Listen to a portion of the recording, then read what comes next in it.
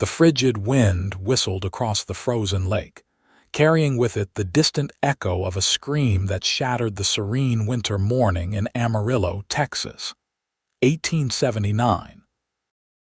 Victoria Porter had been fishing alone when the ice beneath her feet gave way with a sickening crack, plunging her into the deadly cold waters of Mason Creek.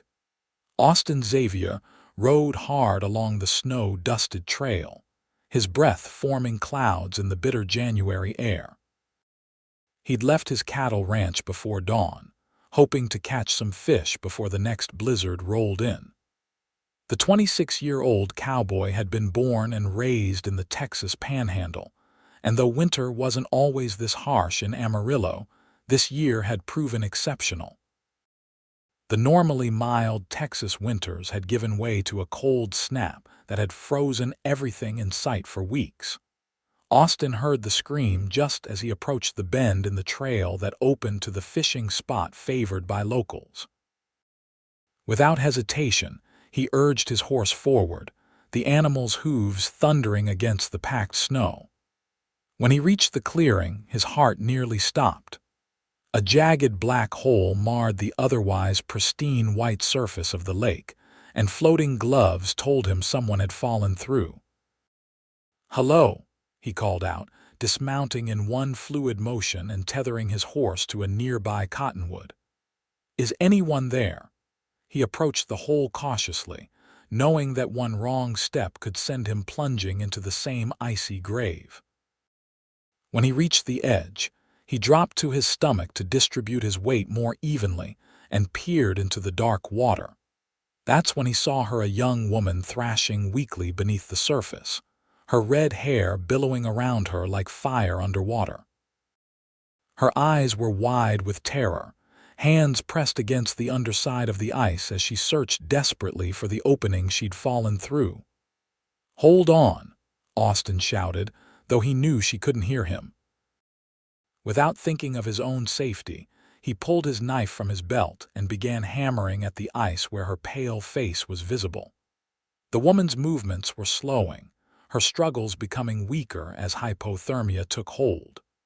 Austin knew he had mere minutes before she'd slip away forever. With a final desperate strike, the ice cracked enough for Austin to plunge his arm into the frigid water. The cold hit him like a physical blow, stealing his breath, but he forced himself to reach deeper. His fingers brushed against fabric, then closed around what he hoped was the woman's arm. With strength born of desperation, Austin heaved backward, pulling with all his might. For one terrible moment, he felt resistance. Her clothing caught on something beneath the surface, then suddenly she came free. Austin dragged her limp form onto the solid ice, then quickly moved them both away from the treacherous hole. Miss, can you hear me?" he asked, turning her onto her side as water spilled from her mouth. Victoria Porter had never expected to die on her 24th birthday. She'd come to the lake early that morning, determined to catch fish for her birthday dinner, a tradition she'd maintained since her father had taught her to fish as a child. The weather had been clear when she'd left home, the ice thick enough to support her weight, or so she'd thought. When the surface gave way beneath her feet, Victoria had experienced a moment of pure terror before the cold water closed over her head. She'd fought hard, clawing at the underside of the ice, unable to find the hole she'd fallen through. As consciousness began to fade, her final thoughts had been of regret for the life she hadn't lived, the adventures she'd postponed, the love she'd never found. Then suddenly, impossibly, there had been light above her, a cracking sound, and strong hands pulling her from her watery grave. Now, as she coughed water from her lungs and felt the biting air against her wet skin, Victoria realized she wasn't dead after all. "Breathe," a deep voice urged. "That's it, just breathe." Victoria's eyes fluttered open to find herself looking into the most intense blue eyes she'd ever seen. They belonged to a man with a strong jaw shadowed with stubble, his brow furrowed with concern beneath the brim of a cowboy hat. "Can you stand?" he asked. "We need to get you warm fast." Victoria tried to respond, but her teeth chattered too violently to form words. The man, her rescuer, didn't wait for an answer. He scooped her into his arms as if she weighed nothing, carrying her toward a chestnut horse that stood nearby. "My name is Victoria," she managed to stammer. "Austin Xavier," he replied, settling her in the saddle before mounting behind her. His arms came around her to take the reins, creating a cocoon of relative warmth. "My ranch is closer than town. We need to get you dry and warm before the hypothermia sets in worse than it already has." Victoria could only nod, her body trembling uncontrollably against his solid chest. As Austin urged the horse forward, she fought to stay conscious, knowing that to fall asleep now might mean never waking again. The ride to Austin's ranch seemed endless, though in reality it couldn't have been more than 15 minutes. Victoria drifted in and out of awareness, anchored only by the steady rhythm of Austin's heartbeat against her back and his deep voice occasionally murmuring assurances in her ear. "Stay with me, Victoria. We're almost there." The ranch house appeared through the trees, a modest but well-maintained structure with smoke curling invitingly from the chimney. Austin had left the fire burning that morning. Thank God. He dismounted quickly, then lifted Victoria from the saddle, alarmed by how cold she felt against him. He kicked the door open and carried her straight to the hearth, where embers still glowed. Setting her gently on the bearskin rug, he worked quickly to build up the fire, adding kindling and logs until flames leapt high. "We need to get you out of these wet clothes," he said, keeping his voice matter-of-fact despite the impropriety of the situation. "You'll die of hypothermia otherwise." Victoria nodded, her mind clear enough to understand the danger she was in, even as modesty made her cheeks flush. "I can manage," she said, though her fingers were too numb to work the buttons of her coat. Austin turned away respectfully. "I'll find you something dry to wear. There's a blanket on the chair there. Wrap yourself in it once you've removed the wet things." He disappeared into another room while Victoria struggled with her sodden clothing. Her fingers fumbled uselessly at first, but as circulation painfully returned, she managed to shed her coat, dress, and undergarments, quickly wrapping the offered blanket around herself. The fire's warmth began to penetrate her frozen skin, bringing with it the agonizing pins and needles sensation of returning circulation. Austin returned with a flannel shirt and woolen trousers. "These will be too big, but they are warm and dry," he said, keeping his eyes averted. "I'll make some coffee and soup while you change." Victoria waited until he'd moved to the kitchen area before dropping the blanket just enough to pull on the offered clothing. The shirt hung to her knees, the sleeves extending well past her hands, but the fabric was soft and smelled of cedar and something uniquely masculine that she found oddly comforting. "Thank you," she called, her voice stronger now, "for everything. You saved my life." Austin returned with a steaming mug of coffee which he pressed into her hands. "Drink this. It'll help warm you from the inside." Victoria accepted gratefully, wrapping her still trembling fingers around the hot ceramic. "How did you find me? I didn't think anyone else would be at the lake today." Austin settled across from her, his own mug cradled in his large, calloused hands. "I was heading there to fish. Heard your scream just as I was coming around the bend." He looked at her intently. "Why were you out there alone? It's dangerous this time of year." "It's my birthday," Victoria said softly. "I always catch my birthday dinner, tradition." She attempted a smile. "Though I suppose today I'm the one who nearly got caught." Austin's serious expression softened slightly. "Happy birthday then, though it seems you nearly made it your last." "Yes," Victoria agreed, sobering. I can't thank you enough, Mr. Xavier. Austin, he corrected. And you don't need to thank me. Anyone would have done the same. Victoria shook her head. No, not everyone would have risked their life for a stranger. She looked down at her coffee. I should get back to town once I'm warmed up. My parents will be worried. It's starting to snow again, Austin observed, nodding toward the window where fat flakes had begun to fall. The trail back to town will be treacherous soon. You should stay until it passes. Victoria hesitated. She knew he was right about the weather, but staying alone with a man she'd just met, however honorable his intentions, would raise eyebrows in town if anyone found out. I have a reputation to consider, she said carefully.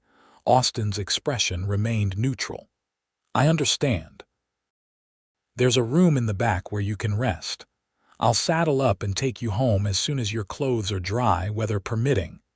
Relief washed over Victoria. Thank you. I don't mean to sound ungrateful. Austin stood. No offense taken. I'll check your clothes and start on some soup. You need to eat something hot. As Austin moved about the kitchen, Victoria took the opportunity to study him more carefully. He moved with the easy grace of a man comfortable in his own skin, his shoulders broad beneath his simple flannel shirt. His dark hair curled slightly at the nape of his neck where it met his collar, and when he turned to stir something on the stove, she caught the profile of his straight nose and strong jawline. He was handsome, she realized with a small start. Not in the polished way of the town banker's son who'd been courting her or attempting to for the past year, but in a rugged, genuine way that spoke of hard work and integrity. Have you lived in Amarillo long? She asked, breaking the comfortable silence that had fallen between them. Austin glanced over his shoulder. All my life. My father started this ranch when there wasn't much more than a trading post where the town stands now. He passed 5 years back, and I've been running it since. He brought over a bowl of fragrant soup. And you? I don't recall seeing you around town. Victoria accepted the soup gratefully. My family moved here 3 years ago from Chicago. My father's a doctor. He thought a smaller town could use his services more than the city. She took a cautious sip of the broth. This is delicious. My mother's recipe, Austin said, a hint of pride in his voice. She taught me to cook before she died, said no man should depend on a woman for his meals, that I should be able to take care of myself. Wise woman, Victoria commented. My mother taught me the same, though she hoped I'd find a husband who appreciated my cooking rather than expected it. Austin's lips quirked in what might have been a smile. And have you found a husband who appreciates your cooking? Victoria shook her head. No husband. Though not for lack of my mother's efforts to find me one. She didn't mention Howard Daniels, the banker's son, whose persistent attention she tolerated mainly to please her parents. Outside, the snow fell more heavily, the wind picking up to rattle the windows. Austin frowned as he looked out at the deteriorating conditions. Looks like this storm's setting in faster than I expected, he said. I'm afraid you might be stuck here longer than we planned. Victoria followed his gaze, anxiety fluttering in her chest. My parents will be frantic when I don't return. We could try to make it to town, Austin offered, though his tone suggested he didn't think it wise. But in this visibility, we risk getting lost. These northern storms can be deadly. Victoria considered their options. Her parents would indeed be worried, but they would be devastated if she risked her life unnecessarily after already surviving one brush with death today. Perhaps it's best to wait, she conceded reluctantly. But as soon as there's a break in the weather. I'll take you straight home, Austin promised. He hesitated, then added, if it's any consolation, I have a spare bedroom. You'll have your privacy. Victoria relaxed slightly at his reassurance. Thank you. That does help. As the day progressed, The storm outside intensified into a full blizzard. Wind howled around the eaves of the ranch house, driving snow against the windows until the outside world disappeared into a swirling white void. Inside, however, Austin's home remained warm and surprisingly comfortable. Victoria's clothes dried by the fire, but it became increasingly evident that she wouldn't be wearing them home that day. To pass the time, Austin taught her to play checkers on a handmade board his father had carved years ago. "You're quite good at this," Austin remarked after Victoria captured several of his pieces in a strategic move. Victoria smiled. "My father taught me. We often play in the evenings." Her smile faded as she thought of her parents, undoubtedly worried sick about her now. "They'll think I perished in the lake." Austin studied her face, noting the genuine concern for her family. "Is there anyone who might have seen you heading to the lake? Someone who could tell them where you went?" Victoria considered this. "Mrs. Abernathy at the general store. I stopped to buy some fishing line this morning. She might remember." "Then there's hope they know where you were going, at least," Austin said, "and they'll know you're sensible enough to seek shelter in a storm." Victoria laughed softly. "Sensible? I fell through ice trying to catch a fish." Austin's blue eyes crinkled at the corners. "Well, perhaps not entirely sensible then." Their laughter bridged something between them, a tentative connection forming in the warm cocoon of the ranch house while winter raged outside. As evening approached, Austin prepared a simple but hearty dinner of venison stew with the last of his preserved vegetables from the fall harvest. They ate by firelight, sharing stories of their lives. Victoria told him about growing up in Chicago, the daughter of a respected physician who had instilled in her a love of learning. She'd assisted in his practice from a young age, developing skills that had raised eyebrows in more traditional circles. "He taught me to stitch wounds when I was 14, she explained. Said my hands were steadier than his nurses." Austin looked impressed. "Useful skill out here. Doctors are scarce and accidents common." "What about you?" Victoria asked. "Have you always wanted to be a rancher?" Austin considered the question. "I thought about other paths when I was younger, had some notions about seeing more of the country, maybe joining the army." His eyes took on a distant look. "But then my father fell ill. The ranch needed me. After he passed, it just seemed right to stay." "Do you regret it, not seeing those other places?" Austin's gaze returned to her, unexpectedly intense. "Not usually, though sometimes I wonder what might have been." He set his empty bowl aside. "What about you? Are you content in Amarillo after living in a big city?" Victoria thought about it. "I miss certain things about Chicago, the libraries, the theaters, but there's something honest about life here. People depend on each other more," she smiled. "And the sky is bigger somehow." Austin nodded in understanding. "That it is." When the time came for sleep, Austin showed Victoria to the spare bedroom. It was small but neat, with a narrow bed covered in a colorful quilt. "My mother made that," he said, noticing Victoria's admiring gaze on the intricate pattern. "She could make beauty out of scraps of nothing." "It's lovely," Victoria said sincerely. She hesitated in the doorway. "Austin, thank you again, not just for saving me, but for your hospitality." Their eyes met, and something unspoken passed between them, a recognition, perhaps, of finding unexpected connection in dire circumstances. "Sleep well, Victoria," Austin said softly, before retreating to his own room across the hall. Victoria closed the door and changed into a nightshirt Austin had provided, trying not to think about the fact that it belonged to him. As she slipped between the cold sheets, she wondered about the man sleeping across the hall, a cowboy who cooked, played checkers, and saved drowning women without hesitation. She had almost died today. That knowledge settled over her as she stared at the ceiling, listening to the storm rage outside. If not for Austin Xavier, her body would now lie at the bottom of Mason Creek, frozen beneath the ice. Instead, she was alive, warm and inexplicably thinking about the blue of her rescuer's eyes as sleep finally claimed her. Austin lay awake longer, replaying the day's events. He hadn't expected company during the storm, certainly not in the form of a fiery-haired woman with clever eyes and a quick mind.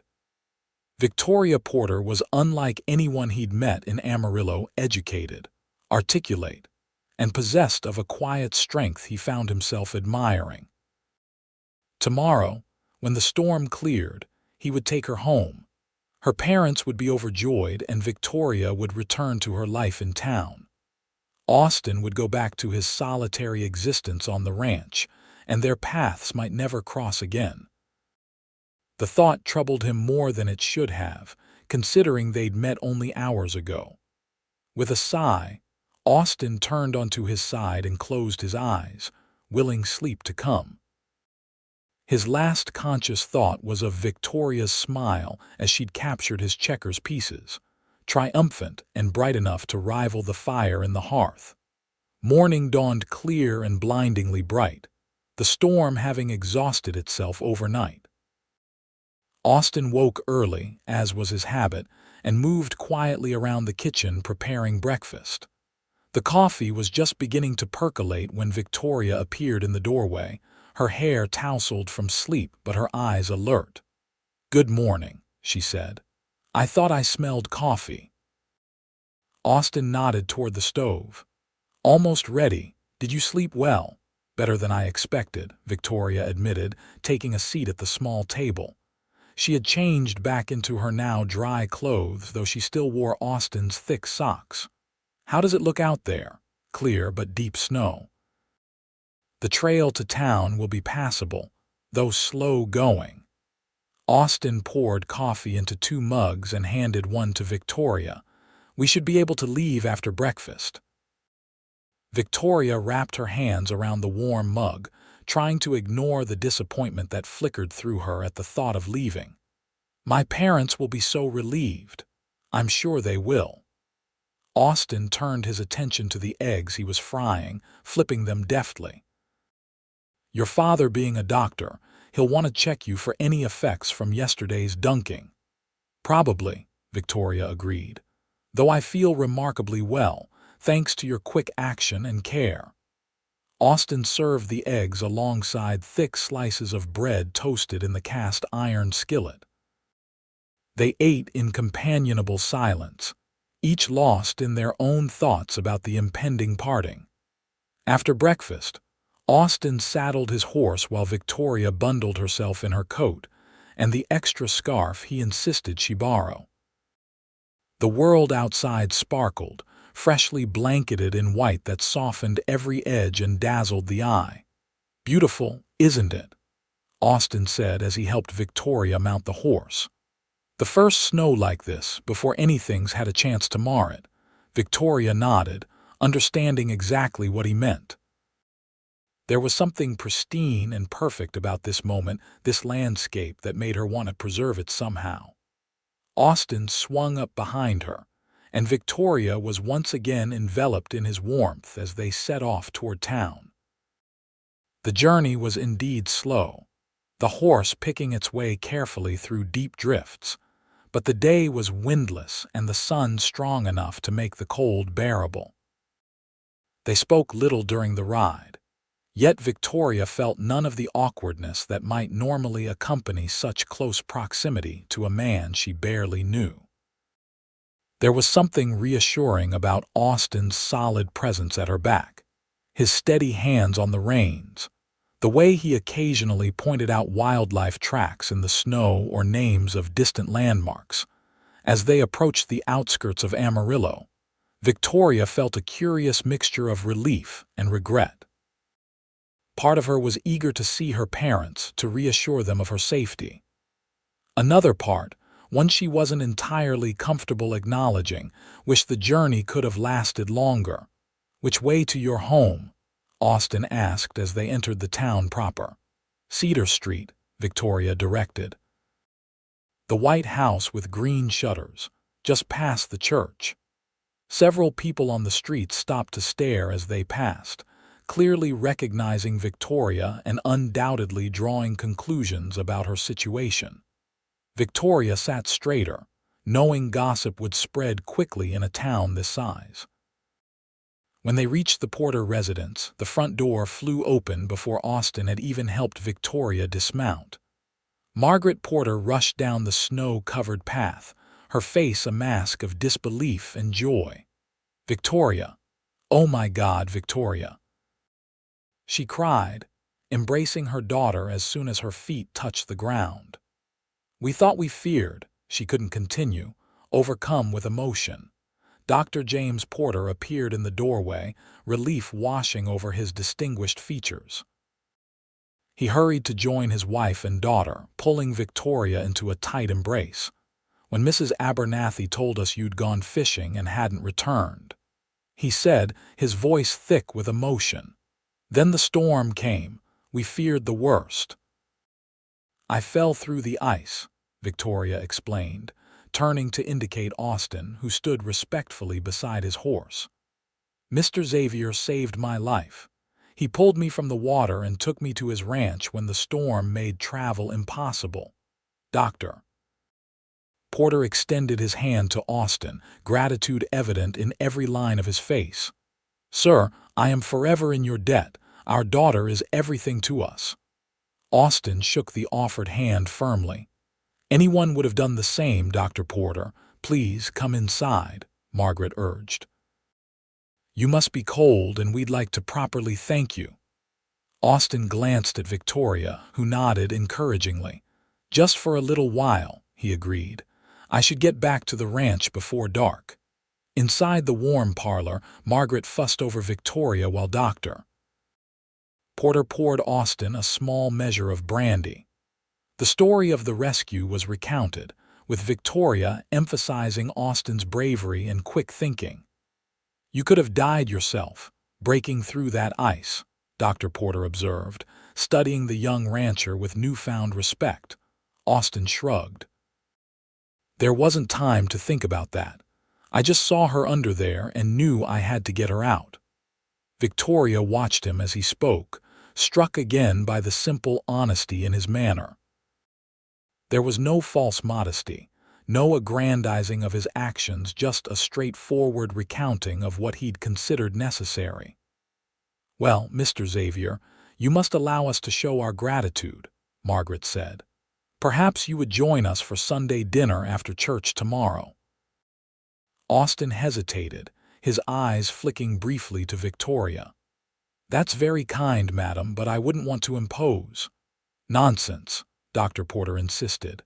"It would be our pleasure, and I suspect Victoria would like to thank you properly as well, when she's had time to recover from her ordeal." Victoria felt her cheeks warm slightly. "Yes, I would," she said quietly. "Please say you'll come." Something in her tone must have reached Austin, for his expression softened. "In that case, I accept with thanks." When it came time for Austin to leave, Victoria walked him to the door while her parents tactfully remained in the parlor. "Until tomorrow, then," she said, suddenly feeling shy. Austin nodded, settling his hat on his head. "Tomorrow." He paused, then added softly, "I'm glad you're safe, Victoria."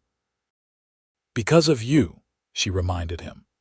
Their eyes held for a moment longer than necessary, and Victoria felt something flutter in her chest, something that had nothing to do with her near drowning, and everything to do with the man standing before her.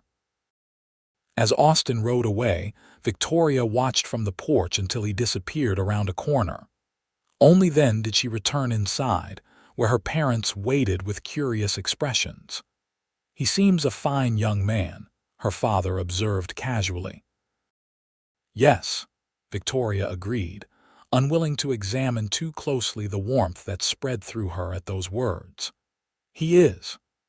That evening, after being thoroughly examined by her father and made to drink several cups of hot tea by her mother, Victoria retired to her room. As she prepared for bed, Her mind kept returning to Austin, to the feel of his strong arms pulling her from the water, to the quiet companionship they'd shared during the storm, to the way his eyes had lingered on hers when they said goodbye. It was foolish, she knew, to harbor such thoughts after so brief an acquaintance. Yet as she drifted toward sleep, Victoria found herself looking forward to Sunday dinner with an anticipation that had nothing to do with her mother's cooking and everything to do with seeing Austin Xavier again. Sunday dawned bright and cold, the town of Amarillo blanketed in snow that glittered like diamonds under the winter sun. Victoria spent longer than usual selecting her dress for church, eventually choosing a deep green wool that complemented her auburn hair and brought out the flecks of gold in her hazel eyes. "You look lovely, dear," her mother commented as they walked to church, an approving smile playing at the corners of her mouth. "Is there any particular reason for such care with your appearance today?" Victoria felt a blush creep up her neck. "I nearly died 2 days ago, Mother." "Perhaps I'm simply celebrating being alive." Margaret Porter's knowing smile suggested she wasn't fooled, but she mercifully dropped the subject as they approached the church steps where neighbors gathered before the service. Victoria scanned the crowd, trying not to appear obvious in her search. Austin had not mentioned attending church, only accepting the invitation to dinner afterward, but she couldn't help hoping he might appear. Just as the church bells began to toll, calling the congregation inside, Victoria spotted him approaching from the direction of the livery stable. He'd clearly ridden into town and stabled his horse before walking to the church. The sight of him tall and straight-backed, wearing a clean black coat she hadn't seen before, sent an unexpected thrill through her. Austin noticed her at almost the same moment, his serious expression warming as their eyes met across the churchyard. He made his way toward the Porter family, removing his hat as he approached. "Good morning," he greeted them with a slight bow. "Dr. Porter, Mrs. Porter." His eyes lingered on Victoria. "Miss Porter, Mr. Xavier," Victoria's father responded warmly. "We're pleased you could join us this morning. Please accompany us inside." As they entered the church, Victoria was acutely aware of Austin beside her, of his arm briefly brushing hers as they seated themselves in the pew, of the fresh pine scent that clung to his clothes. Throughout the service, she found her attention wandering from Reverend Thompson's sermon to the man seated next to her. Once, when the congregation rose for a hymn, their hands accidentally touched as they both reached for the shared hymnal. The brief contact sent a jolt of awareness through Victoria that had nothing to do with religious fervor, and everything to do with the tall cowboy, whose deep baritone blended surprisingly well with her own soprano as they sang. After the service, they walked together back to the Porter home, Austin falling into step beside Victoria while her parents led the way. "You sing well," Victoria commented, breaking the comfortable silence between them. Austin looked surprised, then pleased. "Thank you. My mother insisted I learn the hymns properly. Said if I was going to make a joyful noise unto the Lord, it might as well be in tune." Victoria laughed. "Your mother sounds like she was a remarkable woman." "She was," Austin agreed, a fond smile softening his features. "She would have liked you." The simple statement warmed Victoria more than it should have. "I wish I could have met her." At the Porter home, Margaret enlisted Victoria's help in the kitchen while Dr. Porter and Austin retired to the study for conversation. Victoria moved about the familiar kitchen, helping her mother put the finishing touches on the Sunday roast, all the while wondering what the men were discussing. "He's quite handsome, your rescuer," Margaret observed casually as she checked the potatoes. "And well-spoken for a rancher." Victoria concentrated on slicing bread. "Yes, he is. Your father tells me the Xavier Ranch is one of the most prosperous in the county. His father built it from nothing, apparently. "Mother," Victoria said, recognizing the familiar tone that preceded her mother's matchmaking efforts, "please don't." Margaret turned innocent eyes to her daughter. "Don't what, dear? I'm merely making conversation." Victoria gave her mother a knowing look. "You're assessing his suitability as a potential suitor, and we both know it. Mr. Xavier saved my life, and we're thanking him with dinner. That's all." "Of course," Margaret agreed, though her smile suggested otherwise. "Though I must say, he looks at you rather intently for a man who's just being thanked for a rescue." Victoria chose not to respond to this observation, though her heart beat a little faster at the thought. Dinner proved to be a pleasant affair, with conversation flowing easily among the four of them. Dr. Porter, it transpired, shared Austin's interest in fishing, while Margaret drew him out on the subject of cattle breeding, revealing a surprising knowledge of agricultural matters that dated back to her own rural childhood. Victoria found herself watching Austin throughout the meal, noting how he conducted himself with quiet confidence. He answered questions thoughtfully and asked perceptive ones in return, displaying an intelligence that belied his lack of formal education. After the meal, as they enjoyed coffee and Margaret's apple pie, Dr. Porter brought up the subject that had been on Victoria's mind since her rescue. "Mr. Xavier," he began, "my wife and I have been discussing how best to express our gratitude for what you did.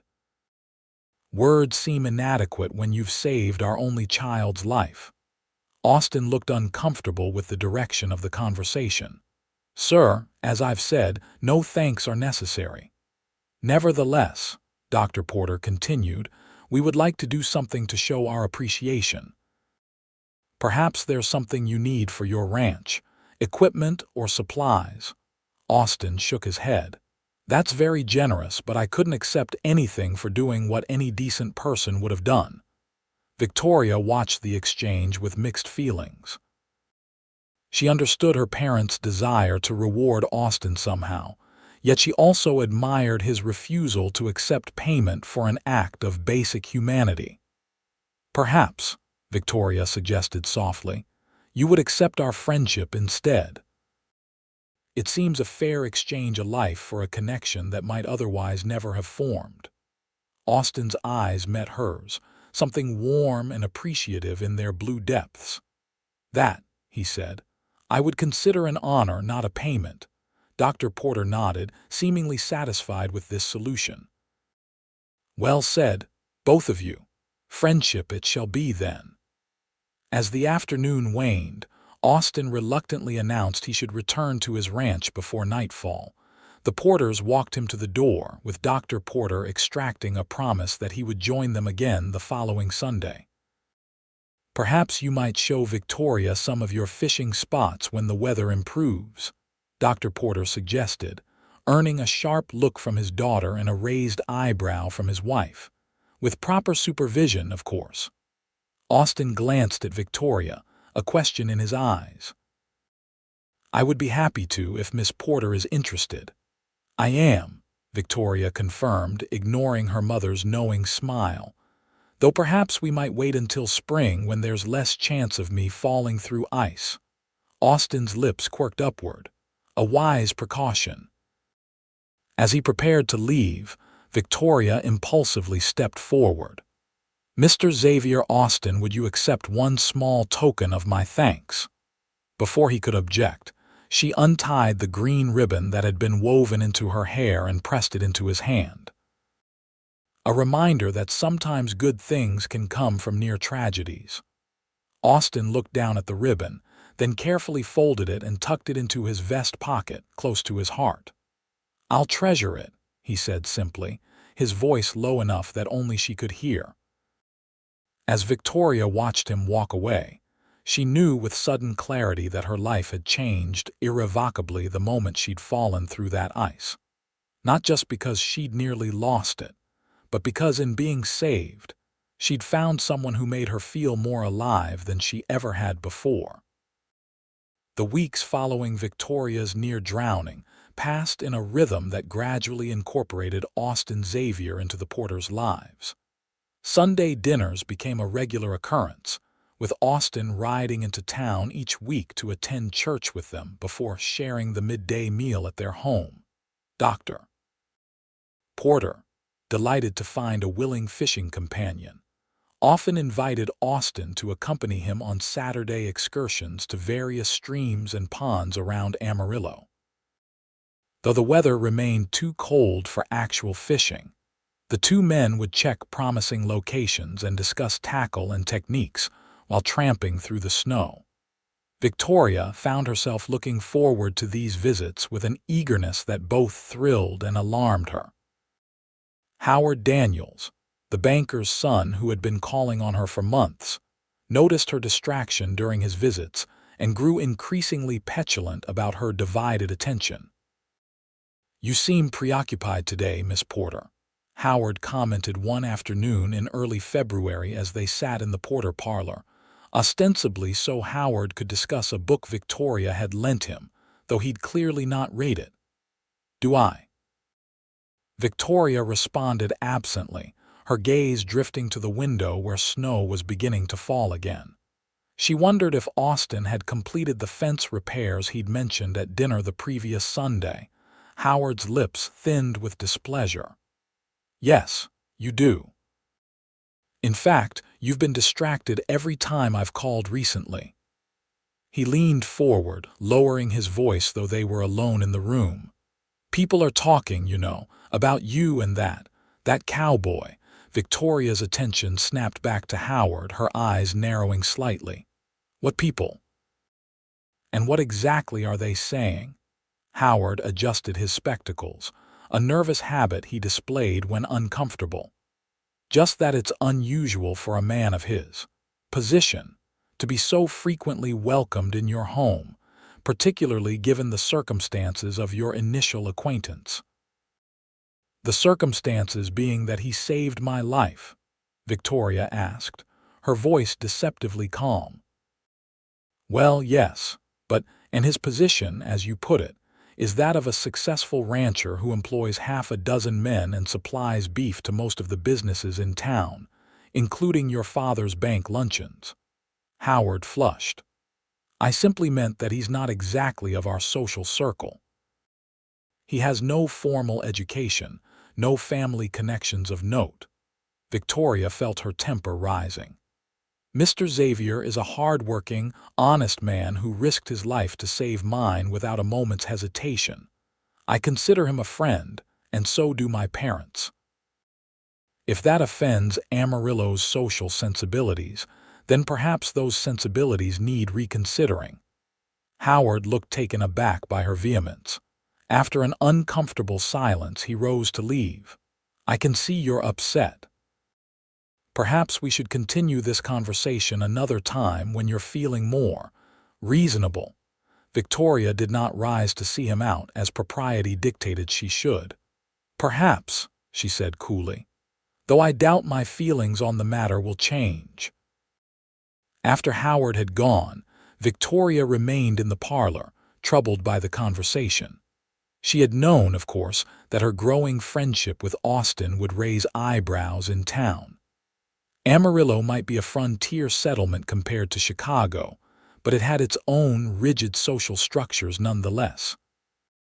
The daughter of a physician was expected to socialize with other professional families, not spend her Sundays in the company of a cowboy, regardless of how prosperous his ranch might be. Yet when she tried to imagine distancing herself from Austin to appease local gossips, Victoria felt a sharp pang of loss that told her more about her feelings than she was ready to acknowledge. The following Sunday, a late February storm kept the Porters from attending church.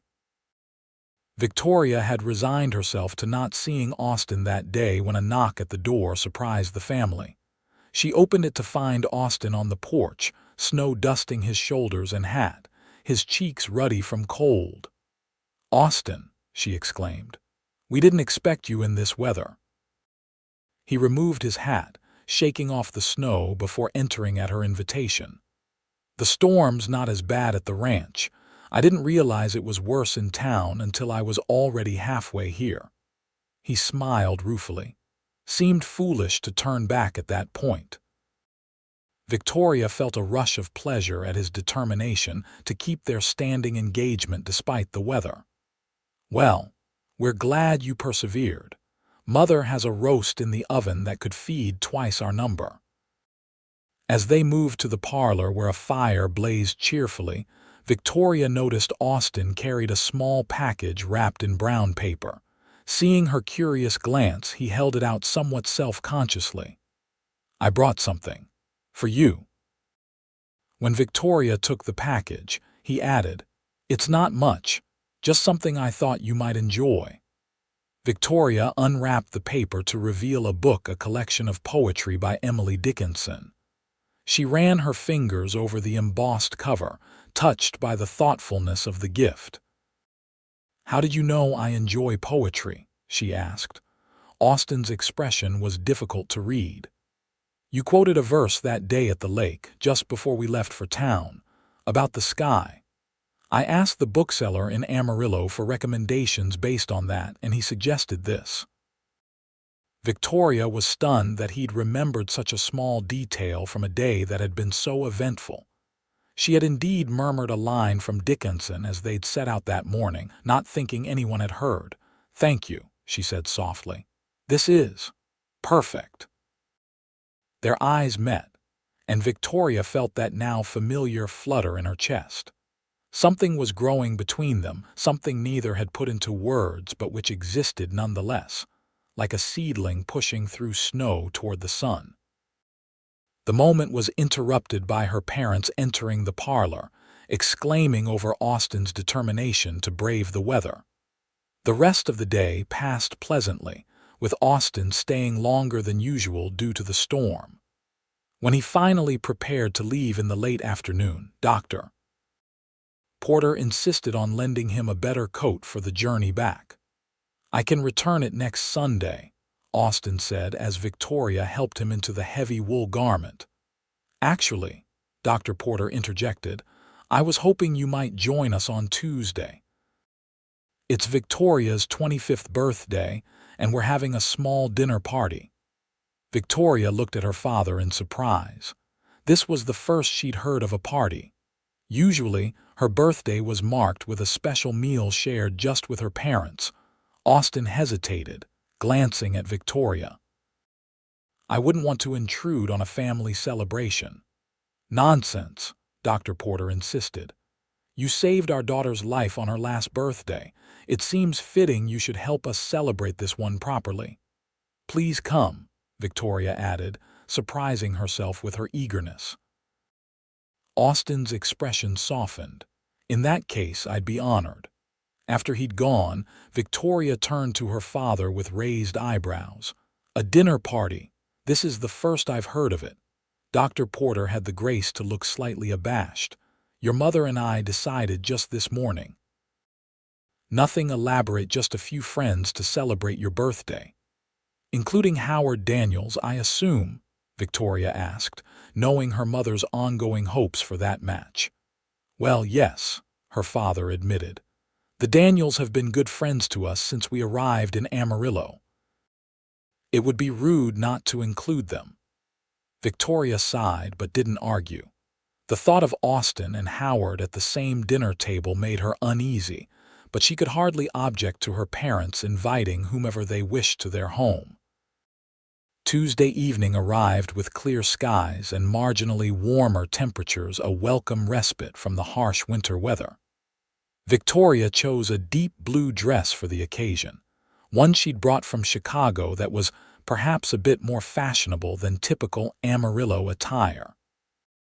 "You look beautiful," her mother said as she fastened Victoria's cameo at her throat. 25, she sighed softly. "I can hardly believe my little girl is 25. Victoria smiled at her mother's reflection in the mirror. "Hardly a little girl anymore." "No," Margaret agreed, her eyes thoughtful. "A woman grown with a mind of her own, one who perhaps knows her own heart better than her mother assumed." Before Victoria could respond to this cryptic remark, the doorbell announced their first guests. She followed her mother downstairs to find the Daniels family, Howard, his parents, and his younger sister Emily being welcomed by her father in the foyer. Howard stepped forward immediately, presenting Victoria with a small box wrapped in silver paper. "Happy birthday, Miss Porter," he said formally. "I hope you find this gift to your liking." Victoria thanked him politely, setting the package aside to be opened later with the others. More guests arrived: the Thompsons from the church, Dr. Williams, who served as her father's occasional colleague, and the Abbotts from next door. Victoria found herself watching the door, waiting for Austin's arrival with growing anxiety as the appointed dinner hour approached. Just as she began to fear he wouldn't come, there was a knock, and her father opened the door to admit Austin, looking somewhat out of place in his best clothes but carrying himself with quiet dignity nonetheless.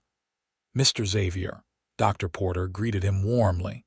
"We're so glad you could join us." Austin removed his hat, his eyes finding Victoria across the room. "I wouldn't have missed it," he said, and though he spoke to Dr. Porter, his gaze remained on Victoria. She moved toward him, aware of Howard Daniels watching with narrowed eyes.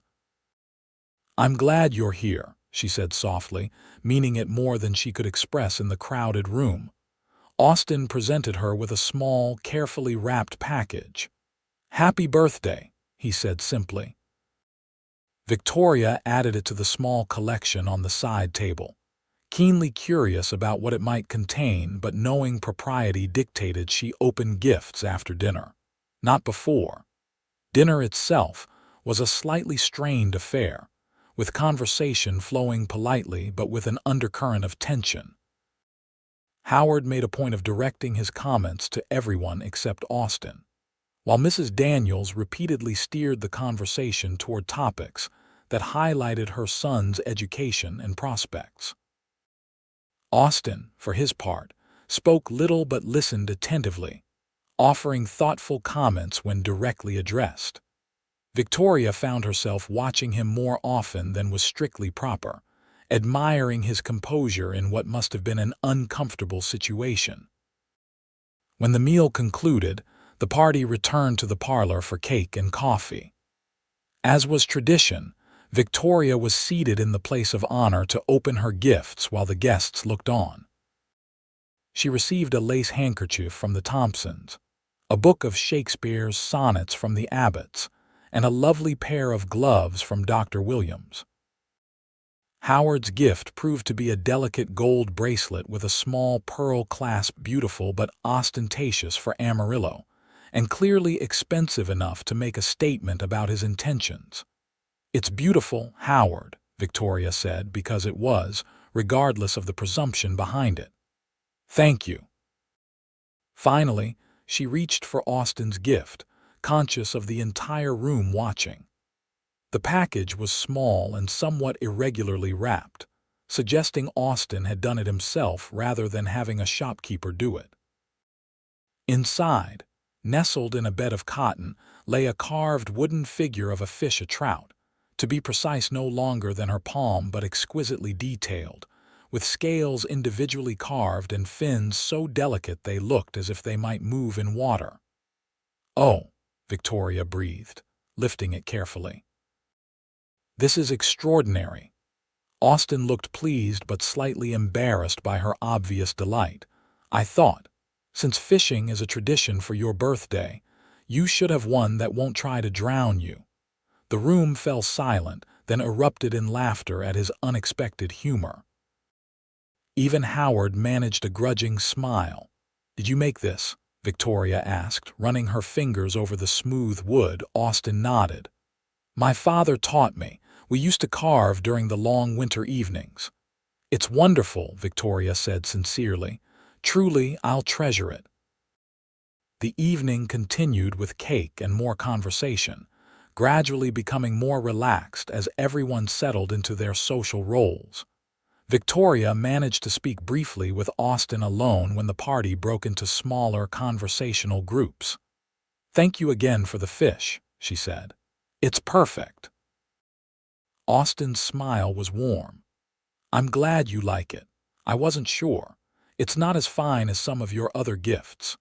Victoria glanced at the gold bracelet now adorning her wrist. Howard had insisted she wear it immediately, then back to the wooden fish she'd kept close at hand. "Some gifts are valuable because of what they cost," she said softly. "Others because of what they mean. I think you know which kind I prefer." Before Austin could respond, Howard appeared at Victoria's side, a tight smile fixed on his face. "Miss Porter, my mother is eager to hear about your experiences at the Chicago Opera House. Perhaps you would indulge her." Victoria recognized the interruption for what it was, but could hardly refuse. With an apologetic glance at Austin, she allowed Howard to lead her away, all too aware of the territorial display being enacted. As the evening drew to a close, guests began to depart. The Daniels were among the last to leave, with Howard lingering in the foyer to speak privately with Victoria. "I hope you enjoyed the bracelet," he said, taking her hand to admire how it looked on her wrist. "It reminded me of you, elegant and refined." "It's lovely," Victoria said, gently extricating her hand, "but far too generous." Howard moved closer. "Nothing is too generous for the woman I hope to make my wife." Victoria stiffened. "Howard, I've never given you reason to believe we're well suited," he interrupted, his voice low but intense. "Your father thinks so. My parents think so. We could have a good life together, Victoria." "I'm not ready to consider marriage," Victoria said carefully. "To anyone." Howard's expression hardened slightly as he glanced toward the parlor where Austin was saying goodbye to Dr. Porter. "Are you certain it's marriage you object to, or merely marriage to me?" Before Victoria could formulate a response, Howard bid her a curt good night and departed, leaving her troubled by the confrontation and the grain of truth in his accusation. She wasn't ready for marriage, but her reluctance was indeed stronger regarding Howard than it might have been for someone else. Austin emerged from the parlor moments later, hat in hand. "I should be going as well," he said. "Thank you for including me tonight." Victoria walked him to the door, away from her parents' ears. "Thank you for coming, and for the beautiful carving. It really is special to me." Austin hesitated, then spoke quietly. "Your banker friend seems quite invested in you." Victoria felt a blush rise to her cheeks. "Howard has aspirations that I don't share." Relief flickered across Austin's features. "I see." They stood in silence for a moment, something unspoken hanging in the air between them. "Would you?" Austin began, then stopped, seeming to reconsider. "Yes," Victoria prompted. Austin took a breath. "With spring coming, I thought perhaps you might want to see the ranch sometime." "Your parents would be welcome too, of course," he added hastily. Victoria smiled, warmth spreading through her at the invitation. "I would like that very much. Next Sunday, perhaps, after church, I could bring the wagon." "Yes," Victoria agreed, perhaps too quickly. "That would be lovely." As Austin rode away into the night, Victoria returned to the parlor to help her parents clear away the remnants of the party. Her mother watched her with knowing eyes as Victoria carefully placed the wooden fish on the mantelpiece, positioning it just so. "A remarkable young man," Margaret commented casually. "Mr. Xavier." Victoria nodded, not trusting herself to elaborate. "Not at all what I imagined for you," her mother continued. "But then, mothers don't always know best, do they?" Victoria turned to her mother in surprise. "What do you mean?" Margaret smiled softly. "Only that I've seen how you look at him and how he looks at you. It's the same way your father and I have looked at each other for 30 years. She touched Victoria's cheek gently. "Hearts find their own paths, my dear. Sometimes the journey takes us places we never expected to go."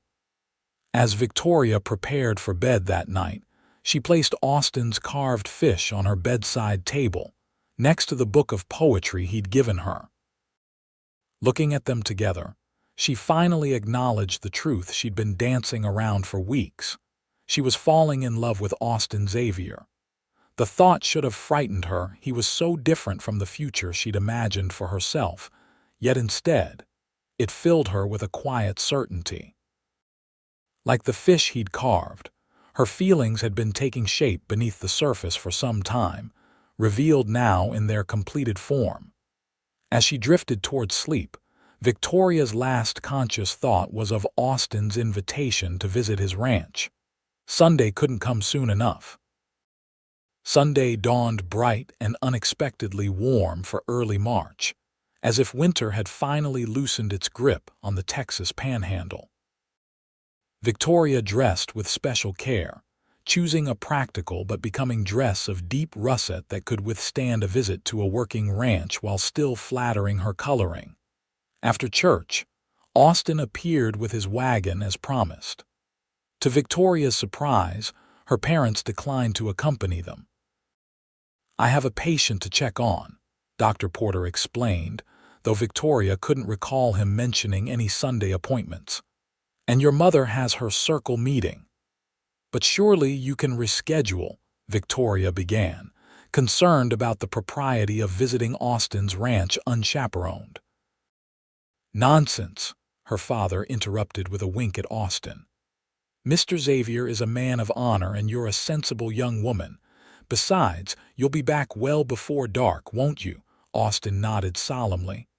"You have my word, sir." And so Victoria found herself seated beside Austin on the wagon bench, heading out of town toward his ranch. The day was genuinely spring-like, with birds singing and the first green shoots appearing in sheltered spots along the trail. "Your parents seem very trusting," Austin observed once they were clear of town. Victoria glanced at him, noting the slight smile playing at the corners of his mouth. "Suspiciously so," she agreed. "I think they may be matchmaking." As soon as the words left her mouth, Victoria regretted them.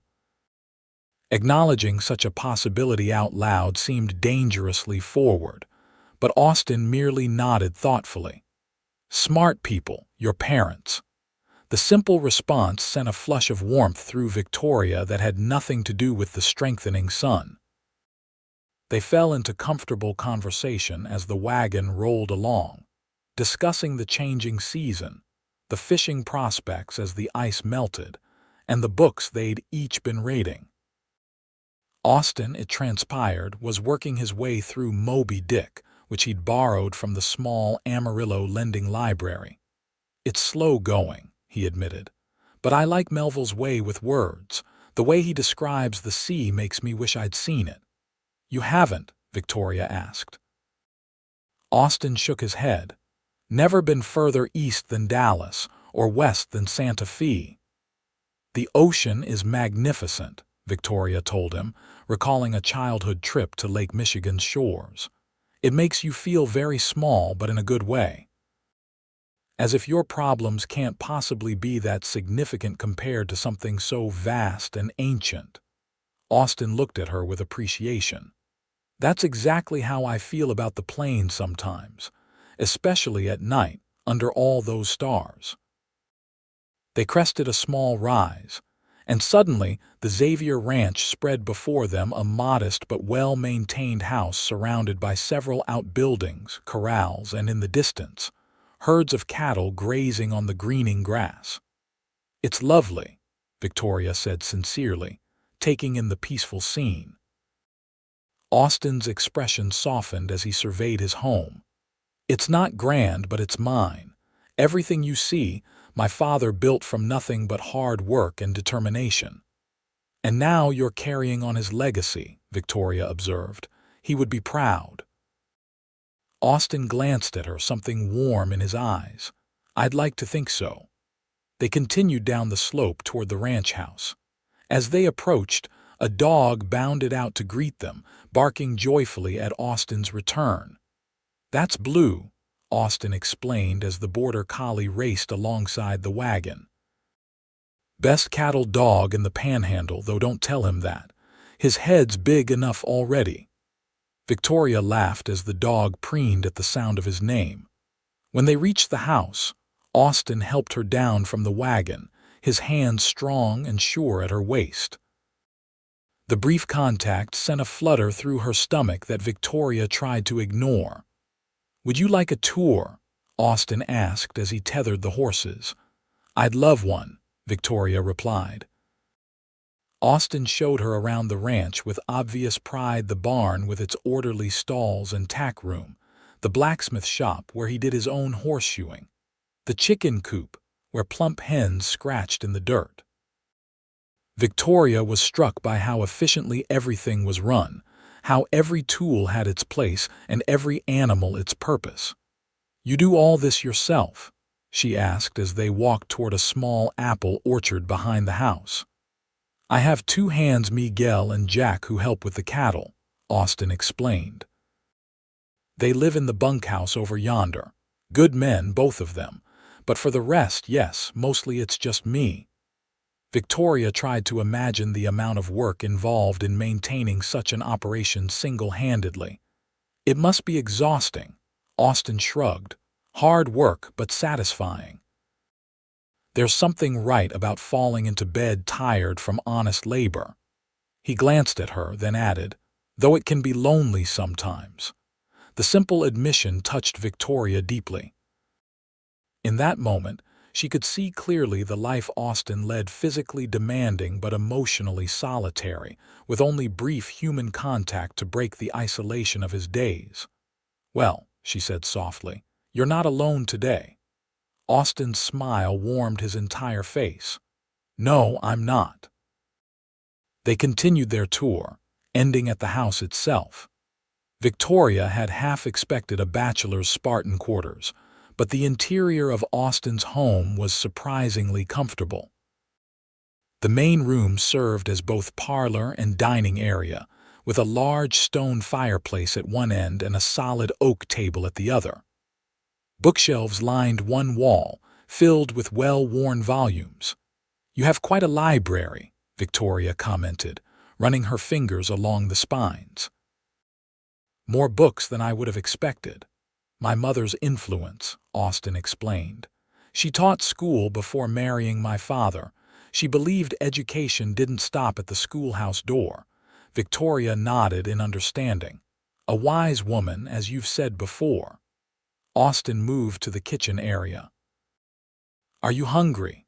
I could make us some lunch." "Let me help," Victoria offered, joining him. Together they prepared a simple meal of cold chicken, bread still warm from the town bakery, and early spring greens that Austin had gathered that morning. There was something oddly intimate about working alongside him in the kitchen, passing plates and sharing space as if they'd done it countless times before. They ate at the oak table, sunlight streaming through the windows to pool on the polished wood surface. Blue the dog settled at Austin's feet, occasionally raising his head hopefully when chicken was mentioned. "This is perfect," Victoria said, gesturing to encompass the meal, the house, the day itself. Austin studied her for a moment. "Yes," he agreed quietly, "it is."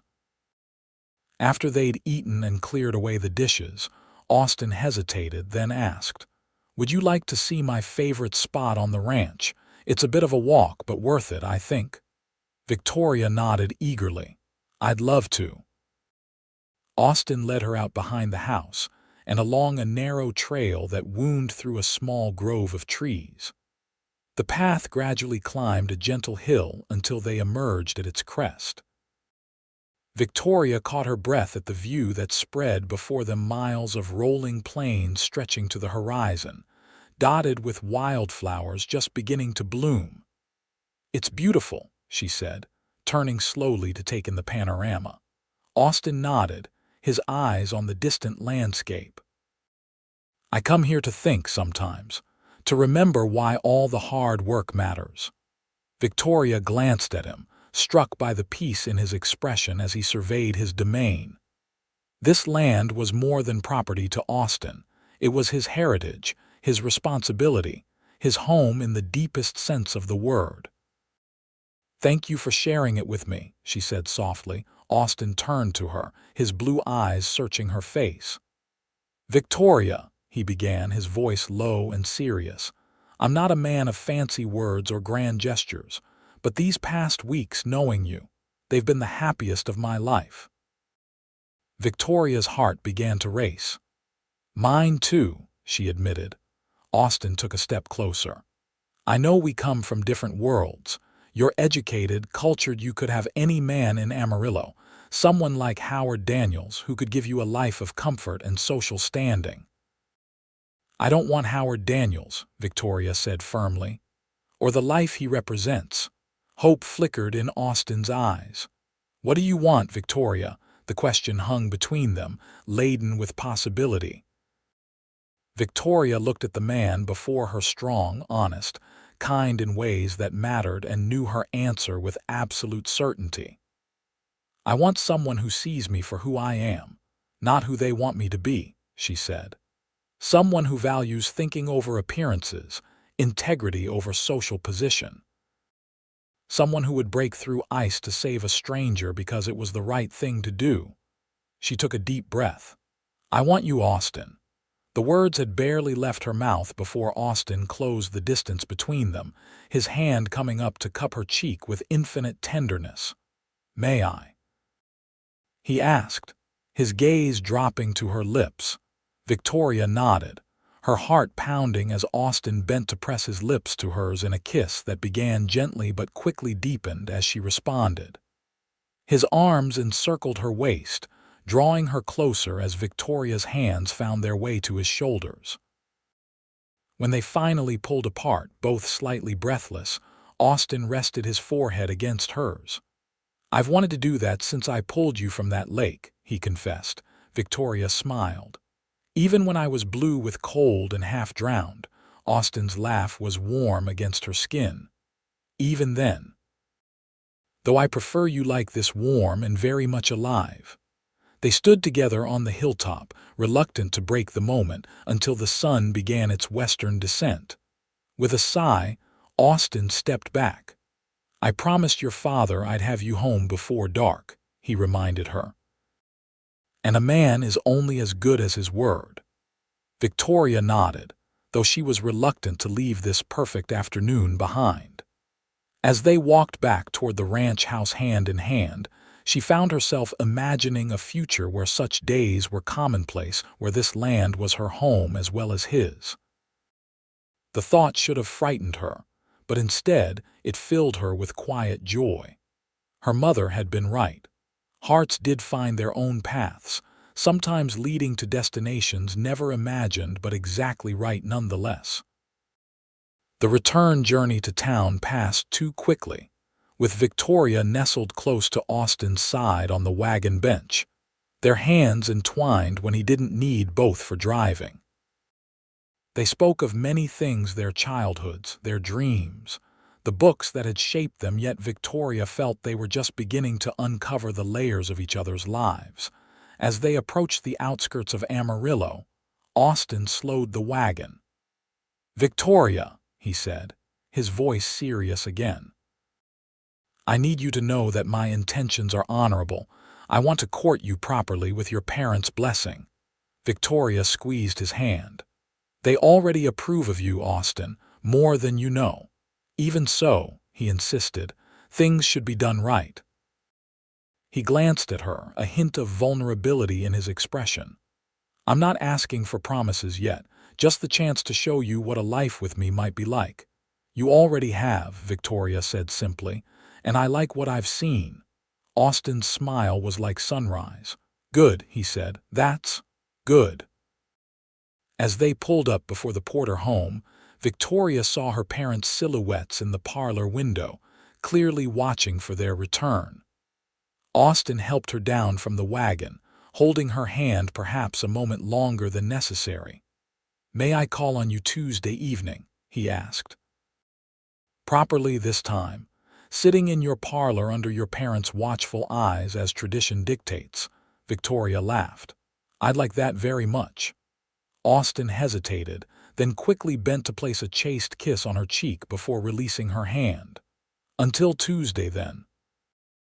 As Victoria watched him drive away, she touched her cheek where his lips had brushed it, feeling as though her heart might burst with happiness. When she turned to enter the house, she found her parents waiting in the doorway, matching expressions of poorly concealed interest on their faces. "Did you enjoy the ranch?" her father asked innocently. "Very much," Victoria replied, unable to keep the smile from her voice. "Austin has invited us to visit again soon." Her mother's knowing look suggested she hadn't missed the use of Austin's first name or the glow in her daughter's cheeks. "How lovely. We'd be delighted, wouldn't we, James?" Dr. Porter nodded, a twinkle in his eye. "Most certainly. Though perhaps next time we'll actually accompany you rather than inventing convenient excuses." Victoria laughed, not even bothering to feign surprise at their manipulation. "I had a feeling you might have orchestrated that." "Sometimes young people need a little privacy to sort out their feelings," Margaret said primly. "Besides, we trust both of you implicitly." Victoria hugged her parents, grateful beyond words for their understanding and support. "He's coming to call on Tuesday evening," she told them. "Properly," he said. Her father's expression grew serious. "He's a good man, Victoria. Different from what your mother and I might have envisioned for you, perhaps, but a good man nonetheless." "I know," Victoria said softly. "That's what matters, isn't it?" "It's all that matters," her mother confirmed. "Now tell us about the ranch. We want to hear everything." As Victoria described her day, carefully omitting certain personal details, she felt a deep contentment settle over her. The path forward wasn't entirely clear. There would be challenges, adjustments, perhaps even sacrifices, but for the first time, she could envision a future that felt both exciting and right.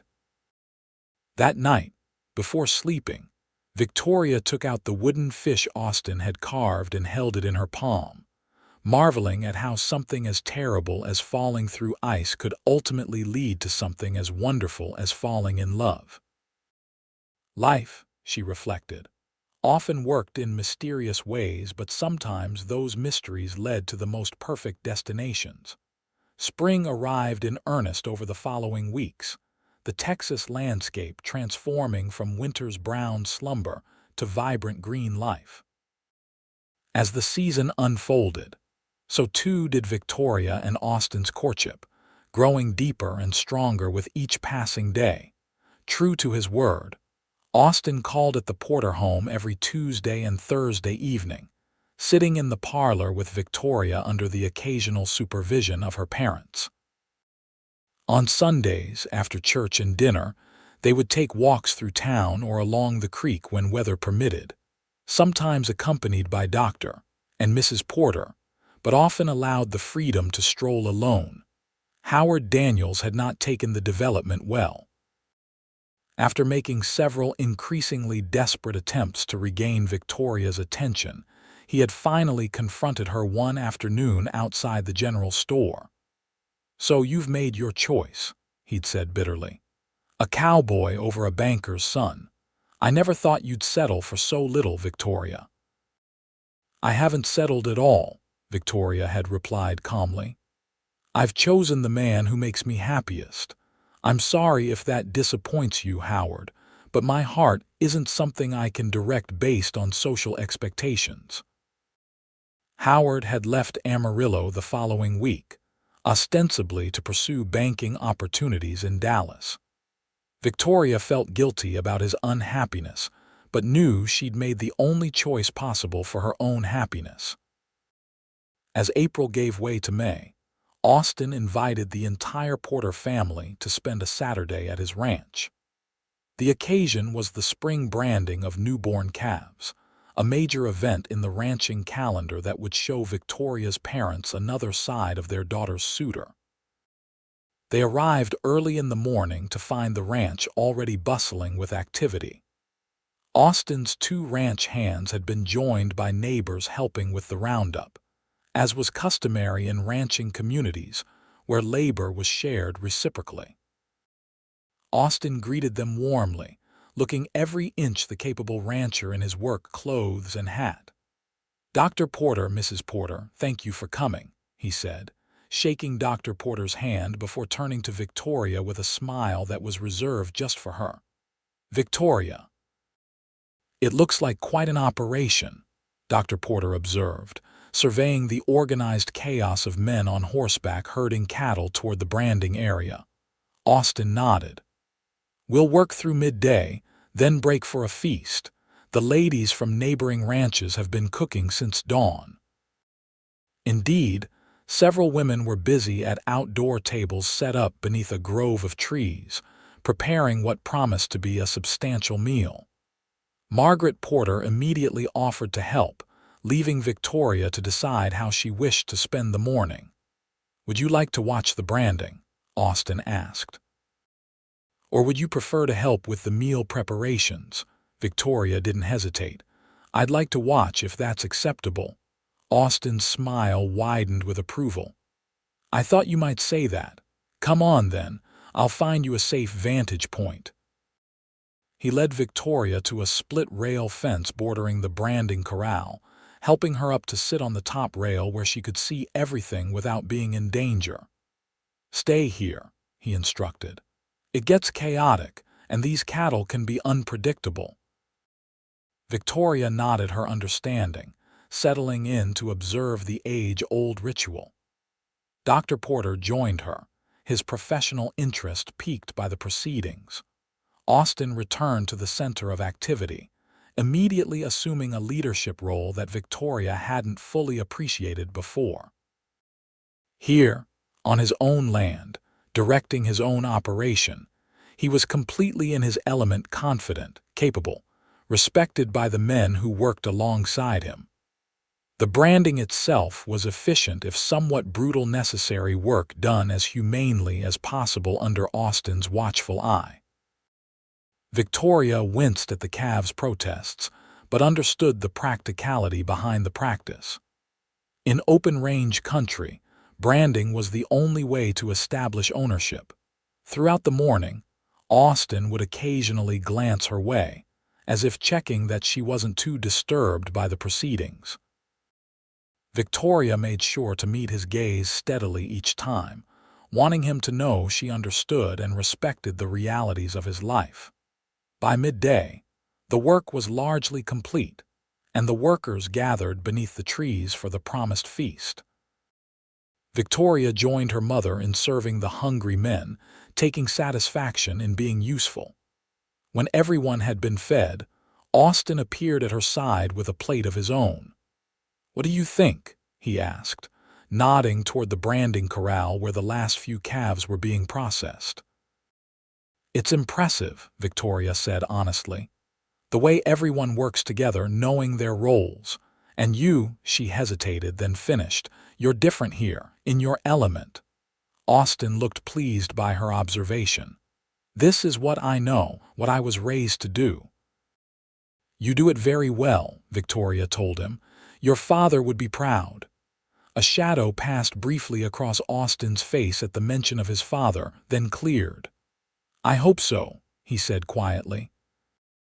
After the meal, as the neighboring ranchers began to depart with thanks and invitations to reciprocal work days, Austin approached Victoria with a proposition. "There's still a few hours of daylight left," he said. "Would you and your parents like to see the north pasture? The wildflowers are at their peak right now." Victoria looked to her parents, who exchanged a meaningful glance before her father answered for them both. "Actually, I promised to check on Miguel's wife before we leave," Dr. Porter said. "She's expecting their 4th child soon, and I'd like to make sure all is proceeding normally. Perhaps you and Victoria could go ahead, and we'll join you later if time permits." Victoria recognized her parents' transparent attempt to provide her and Austin with some privacy, but she appreciated it nonetheless. Austin, too, seemed to understand, for he gave Dr. Porter a respectful nod. "Of course, sir. We won't go far." Austin saddled 2 horses, his own chestnut gelding, and a gentle mare for Victoria. They rode at an easy pace away from the ranch buildings, following a well-worn trail that wound through the northern pastures, where the Xavier cattle grazed on spring grass. "You ride well," Austin observed as Victoria guided her horse alongside his. "My father insisted I learn when I was young," Victoria explained. "He said a doctor's daughter should know how to reach patients in emergencies, regardless of weather or road conditions." The day was perfect for riding, warm sunshine, tempered by a cool breeze. The landscape awash with color as wildflowers blanketed the rolling hills in blue, yellow, and red blooms. They rode in comfortable silence for a time, simply enjoying the beauty around them and the pleasure of each other's company. Eventually, they reached a small rise crowned by a solitary oak tree, its branches spreading to create a natural shelter. Austin dismounted and helped Victoria down, their hands lingering together longer than necessary. "This is beautiful," Victoria said, turning in a slow circle to take in the panoramic view. In every direction, the Xavier Ranch spread out in a patchwork of pastures, each with its grazing herd. "This is as far north as our property goes," Austin explained, pointing to a distant line of trees. "That creek marks the boundary. Beyond it is the Johnson place." Victoria tried to comprehend the scale of it all. "How many acres do you have?" "Just over 5,000, Austin said. "Small compared to some spreads further west, but good land, with reliable water sources." He glanced at her.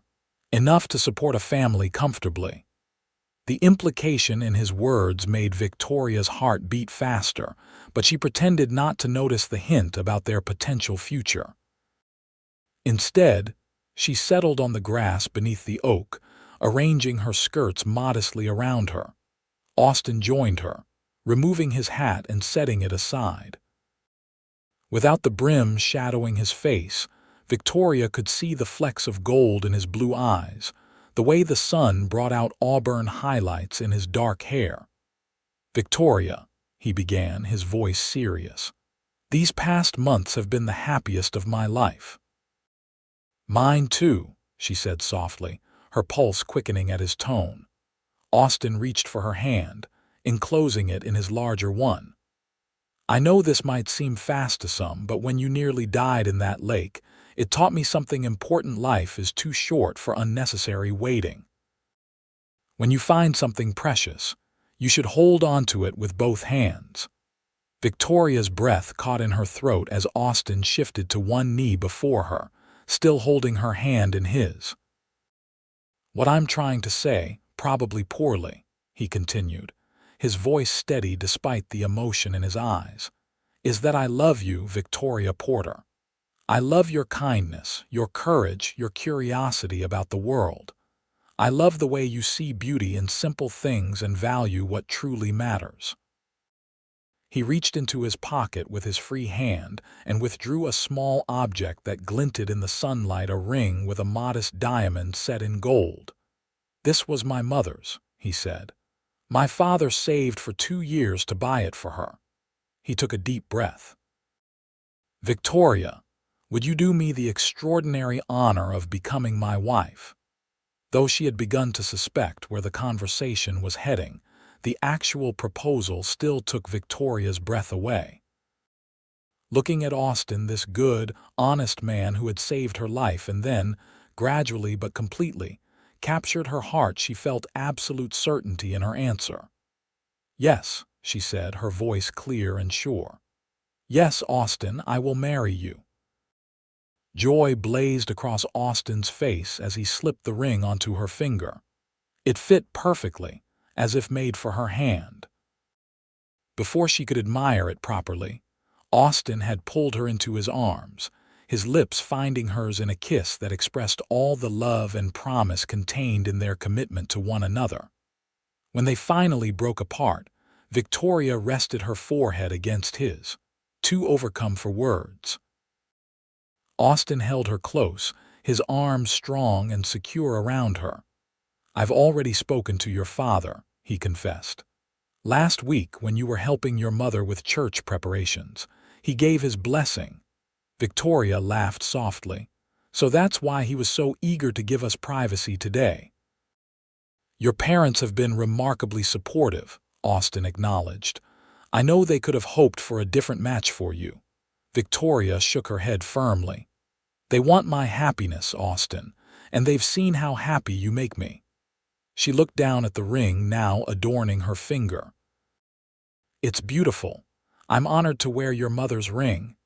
"She would have loved you," Austin said, his voice thick with emotion. "Almost as much as I do."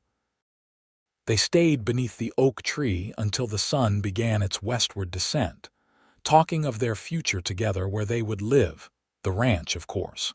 When they would marry, early summer, they decided. How their lives would blend, with adjustments on both sides, but nothing insurmountable. By the time they returned to the ranch house, where her parents awaited them, Victoria felt as though she were floating, buoyed by happiness and certainty in equal measure. The announcement of their engagement was met with genuine delight from Dr. and Mrs. Porter, and celebratory apple pie that Margaret had helped prepare with the other ranch wives. As twilight fell and the Porters prepared to return to town, Austin walked Victoria to her parents' wagon. "I'll come to town tomorrow," he promised, reluctant to let her go even for a night. "We can start making arrangements if you'd like." Victoria nodded, equally reluctant to leave. "I'd like that." With a final kiss chased, given her parents' proximity, they parted, Victoria climbing into the wagon beside her mother while Dr. Porter took the reins. As they drove away, Victoria looked back to see Austin standing in front of his home, silhouetted against the warm light spilling from the windows. Her fiancé. Her future husband. The man who had broken through ice to save her and in doing so had changed both their lives forever. In that moment, Victoria knew with absolute certainty that falling through the ice had been not a tragedy narrowly averted, but the beginning of the greatest blessing of her life. The weeks following their engagement passed in a whirlwind of preparations. Victoria and her mother threw themselves into planning a June wedding, while Austin divided his time between spring ranching duties and readying the ranch house for his bride. News of their engagement spread quickly through Amarillo, eliciting a range of reactions from the townspeople.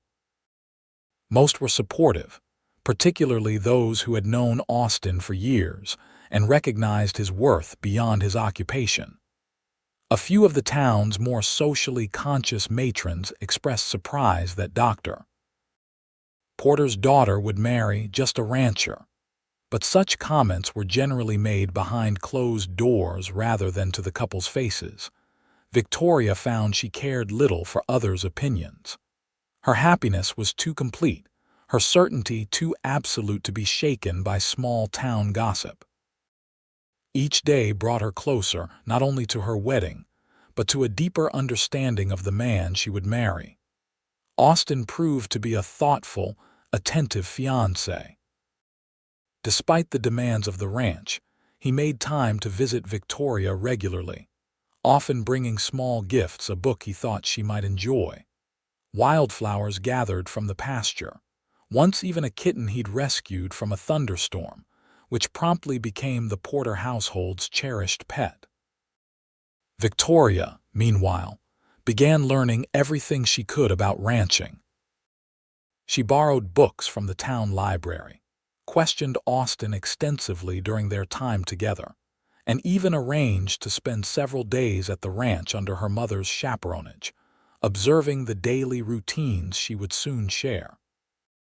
"You don't need to learn everything before the wedding," Austin told her one evening as they sat on the Porter's front porch.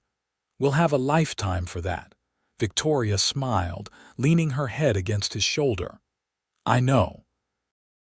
but I want to be a true partner to you, not just a wife who stays in the house while you do all the real work." Austin's arm tightened around her.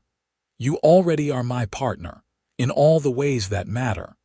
As June approached, practical preparations intensified. Victoria and her mother sewed her wedding dress simple but elegant white muslin with lace that Margaret had brought from Chicago. Austin, with help from his ranch hands, added a second bedroom to the ranch house and enlarged the kitchen, knowing Victoria's love of cooking. They decided to marry in the Amarillo church, where they'd attended services together, followed by a reception at the Porter home. The guest list included nearly everyone in the small community, as well as a few of the Porter's friends from Chicago who promised to make the journey. The day before the wedding, Austin's ranch hands surprised the couple by painting the ranch house and planting a garden of roses beneath what would be their bedroom window. Victoria was deeply touched by the gesture, recognizing it as acceptance into the small, tight-knit community of the Xavier Ranch. When the wedding day finally arrived June 12, 1879, Victoria woke to perfect blue skies and gentle breezes, as if nature itself approved of the union. Her mother helped her dress, both women fighting tears as the wedding gown was carefully buttoned and the veil arranged. "You look beautiful," Margaret said, her voice thick with emotion. "So grown up, so happy." Victoria embraced her mother tightly. "Thank you for everything. For understanding that Austin is the right choice, even if he wasn't the one you originally imagined for me."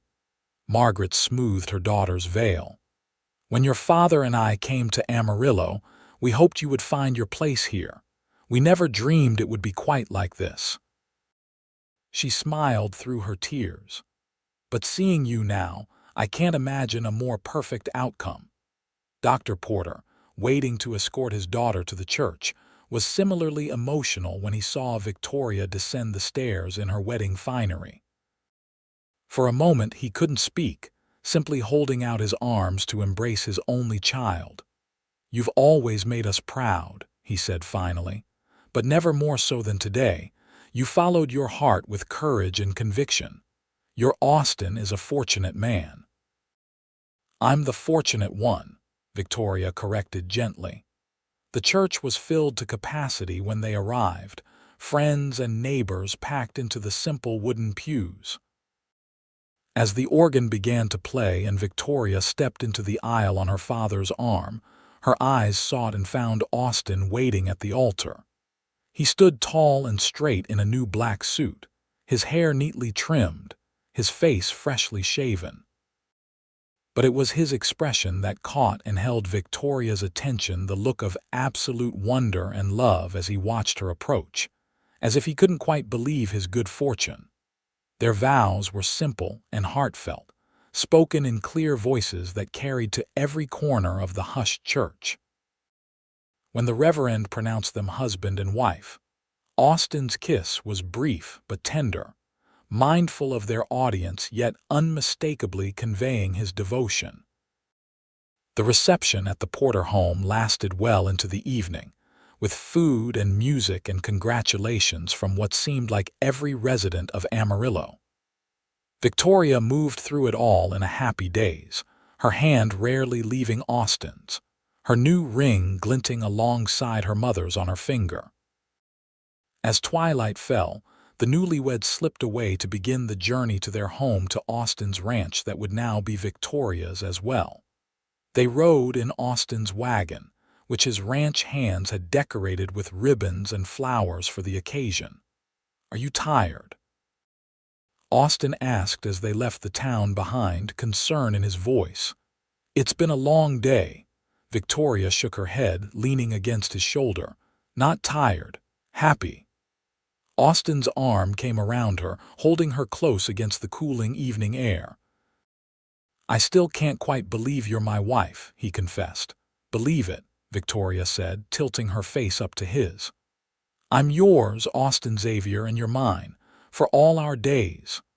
The The ranch house, when they reached it, was aglow with lamplight, a welcoming beacon in the gathering darkness.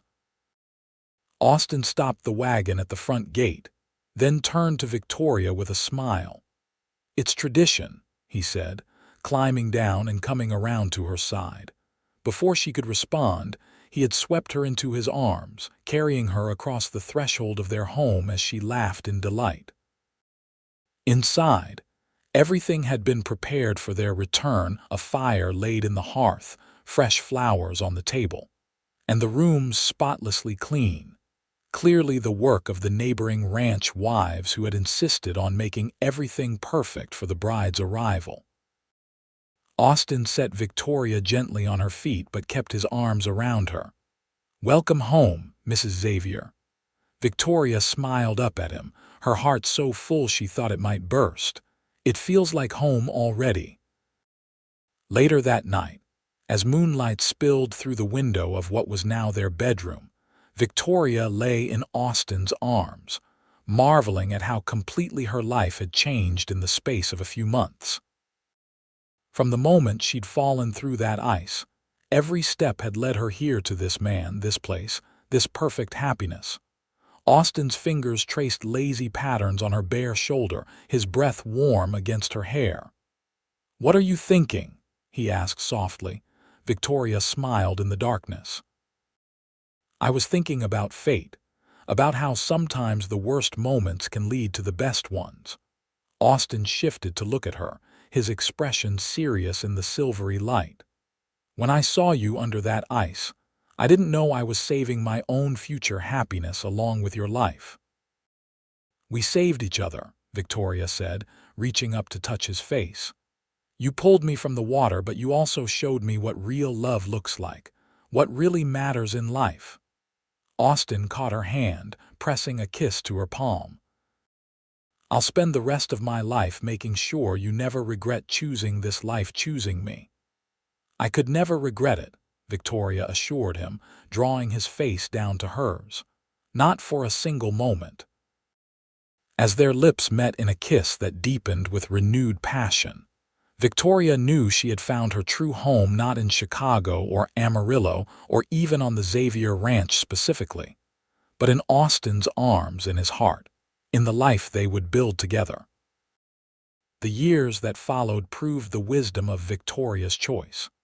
Life on the ranch was demanding but deeply satisfying, filled with hard work but also with joy, purpose, and love that only grew stronger with each passing season. Victoria adapted quickly to ranch life, her natural intelligence and determination serving her well as she learned the rhythms and requirements of her new home.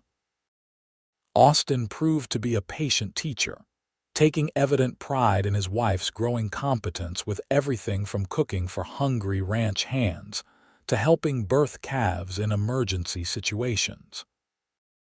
Her medical knowledge, gleaned from years of assisting her father, became an unexpected asset to the entire ranching community. When Dr. Porter was unavailable, it was often Victoria who stitched wounds, set broken bones, or delivered advice on treating common ailments. Austin supported this role wholeheartedly, even building her a small dispensary at the ranch where she could store medicines and treat minor injuries. In the spring following their wedding, Victoria discovered she was expecting their first child. The news brought Austin to his knees beside her, his head pressed gently to her still flat stomach, tears in his eyes as he whispered promises to their unborn child. Their son, James Austin Xavier, was born on a crisp October morning in 1880 with Dr. Porter attending the birth, and Austin pacing anxiously outside the bedroom door. When finally allowed to enter, Austin approached the bed where Victoria lay with their infant son cradled in her arms, his expression a mixture of awe and overwhelming love. "He's perfect," Austin whispered, carefully taking the tiny bundle when Victoria offered him. "Hello, little man, I'm your pa." The sight of her husband, This strong, capable man cradling their newborn son with such gentle reverence made Victoria's heart expand with love she hadn't known was possible. In that moment, her happiness felt complete. Life settled into new rhythms with James's arrival. The ranch continued to prosper under Austin's careful management, while Victoria divided her time between motherhood, household duties, and her informal medical practice. Dr. and Mrs. Porter visited often, doting on their grandson and bringing news from town. As James grew from infant to toddler to active little boy, the Xavier Ranch became known throughout the region not only for its well-managed herds, but also for the warm hospitality of its mistress. Victoria made the ranch a welcoming place, hosting gatherings that brought neighboring ranchers together for holidays and celebrations. In 1883, their family expanded again with the birth of their daughter, Margaret Rose Xavier, named for both grandmothers. Where James had Austin's dark hair and serious demeanor, little Margaret Maggie, as they came to call her, inherited Victoria's auburn curls and quick smile. "She's going to break hearts someday," Austin predicted as he watched his 3-year-old daughter charm the ranch hands into giving her pony rides around the corral. "Just like her father broke mine," Victoria teased, slipping her arm around his waist. Austin looked at her in surprise. "I broke your heart. You mended it," Victoria corrected, standing on tiptoe to kiss his cheek. "But first you had to break through the ice around it, the expectations and conventions I'd frozen myself within. You taught me it was safe to feel deeply, to choose boldly." Austin pulled her closer, pressing a kiss to her temple. "Best decision I ever made, jumping into that freezing water after a stubborn redhead who wouldn't give up. Best decision I ever made was falling through that ice," Victoria countered. "Though perhaps not the most comfortable one at the time." They laughed together, watching their children play in the yard of the home they'd built together, not just the physical structure, but the family, the love, the life that had flourished from that fateful winter day. 10 years after their wedding, as they celebrated their anniversary with a rare, quiet dinner alone, the children spending the night with their grandparents in town, Austin presented Victoria with a carved wooden box. "What's this?" she asked, running her fingers over the intricate pattern of wildflowers he'd etched into the lid. "Open it," Austin urged, watching her face. Inside, nestled on a bed of velvet, lay a silver locket.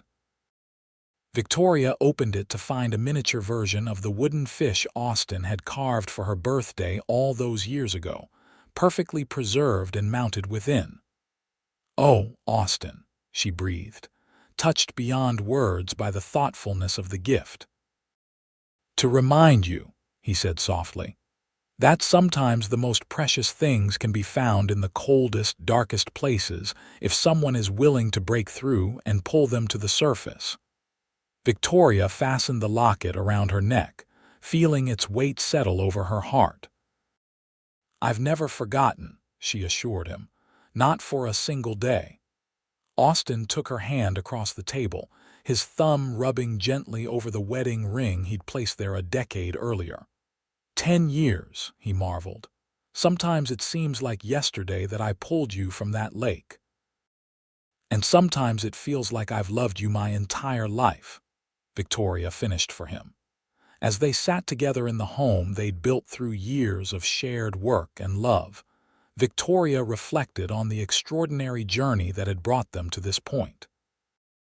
From the moment Austin had broken through the ice to save her life, their paths had been inextricably linked, leading them through challenges and joys to a happiness deeper and more authentic than anything she could have imagined in her previous life. That night, as they lay together in the quiet darkness, Austin's arms around her as they had been every night for 10 years, Victoria sent up a silent prayer of gratitude for the man beside her, for their beautiful children, for the life they'd created together. and even for the frozen lake that had nearly claimed her life, but had instead given her everything worth living for. Some might have called it fate or divine intervention. Victoria simply called it love, a love strong enough to break through ice and bring her safely to the surface, into the waiting arms of the man who would become her heart's true home.